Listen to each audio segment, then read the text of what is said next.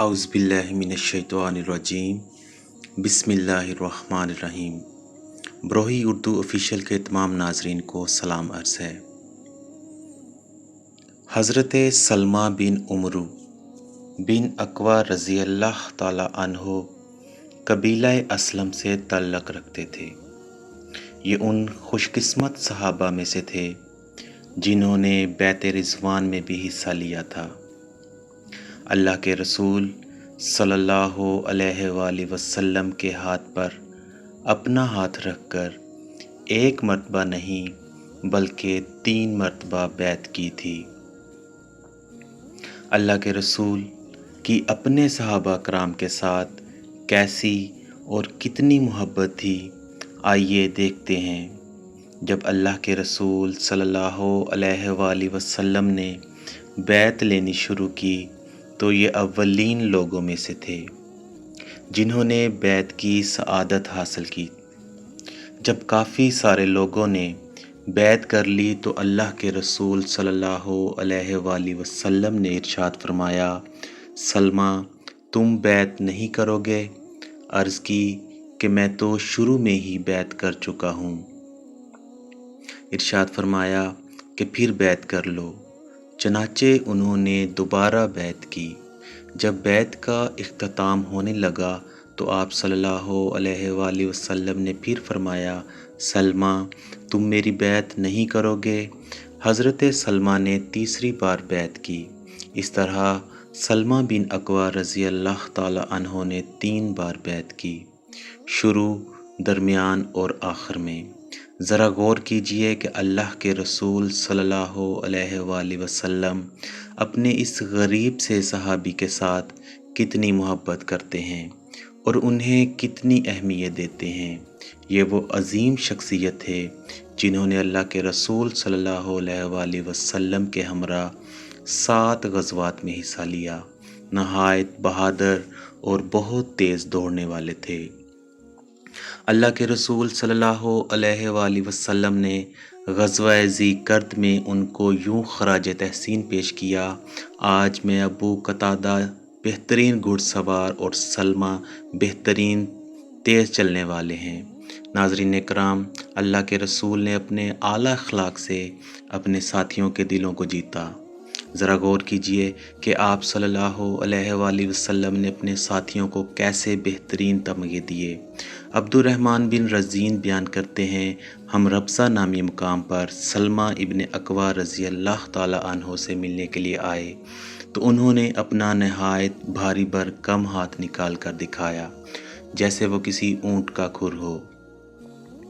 ہم نے اس ہاتھ کو چوم لیا کیونکہ اس ہاتھ نے اللہ کے رسول صلی اللہ علیہ وآلہ وسلم کے مبارک ہاتھ پر متعدد بار بیعت کی تھی۔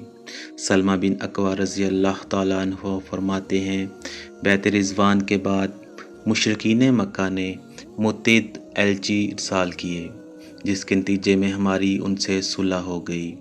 میں ان دنوں حضرت طلحہ بن عبید اللہ رضی اللہ تعالیٰ عنہ کے لیے کام کرتا تھا، ان کے گھوڑے کو پانی پلاتا، اس کی صفائی ستھرائی کرتا اور اسے چارہ ڈالتا۔ اس کے بدلے میں مجھے طلحہ رضی اللہ تعالی عنہ کے ہاں سے کھانا مل جاتا۔ دراصل جب میں نے ہجرت کی تو اپنا گھر بار اور مال و دولت سب کچھ اللہ اور اس کے رسول کی خاطر چھوڑ دیا تھا۔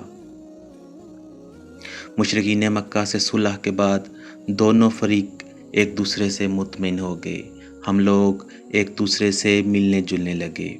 ایک دن دوپہر کے وقت میں ایک درخت کے نیچے گیا، زمین پر گرے ہوئے کانٹے صاف کیے اور درخت کی چھاؤں میں لیٹ گیا۔ اس دوران میں 4 مشرک وہاں آ گئے اور رسول اللہ صلی اللہ علیہ وآلہ وسلم کے خلاف باتیں کرنے لگے۔ مجھے ان سے شدید نفرت ہوئی۔ میں وہاں سے اٹھا اور ایک اور درخت کی طرف چلا گیا۔ اس دوران میں ان مشرکین نے اپنا اسلحہ درخت سے لٹکا دیا اور لیٹ گئے۔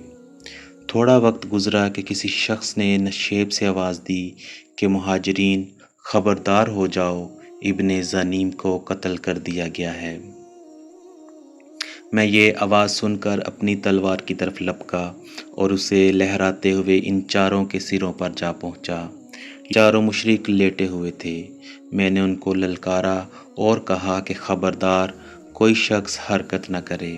اس کے ساتھ ہی میں نے بلا تاخیر ان کے اسلحہ پر قابو پا لیا اور کہا، اس ذات کی قسم جس نے محمد صلی اللہ علیہ وآلہ وسلم کو عزت بخشی ہے، اگر تم میں سے کسی نے بھی اپنی گردن اٹھائی تو میں اس کی گردن تن سے جدا کر دوں گا۔ میں نے ان چاروں کو اپنے آگے آگے چلنے کا حکم دیا اور انہیں لے کر اللہ کے رسول صلی اللہ علیہ وآلہ وسلم کی خدمت میں حاضر ہوا۔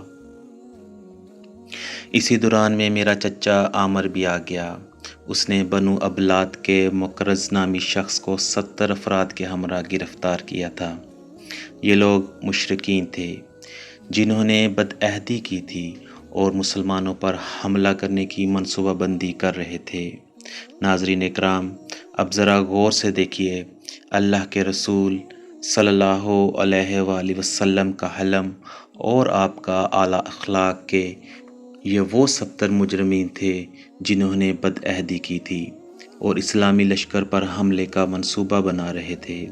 اللہ کے رسول صلی اللہ علیہ وآلہ وسلم نے ان کو حقارت کی نگاہ سے دیکھا اور پھر ارشاد فرمایا، ان کو چھوڑ دو، یہ وہ لوگ ہیں کہ شروع سے آخر تک برائی کا منبع ہیں۔ ان کا وبال اول و آخر انہی پر ہوگا۔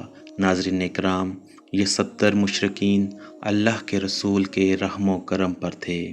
ان لوگوں کے عزائم بڑے خطرناک تھے اور یہ مسلمانوں پر حملہ کرنے کی تیاری رکھتے تھے، مگر ہمیشہ لوگوں سے درگزر کرنے والے اور اپنے بدترین دشمنوں کو بھی معاف کرنے والے نبی کریم صلی اللہ علیہ وآلہ وسلم نے انہیں معاف کر دیا۔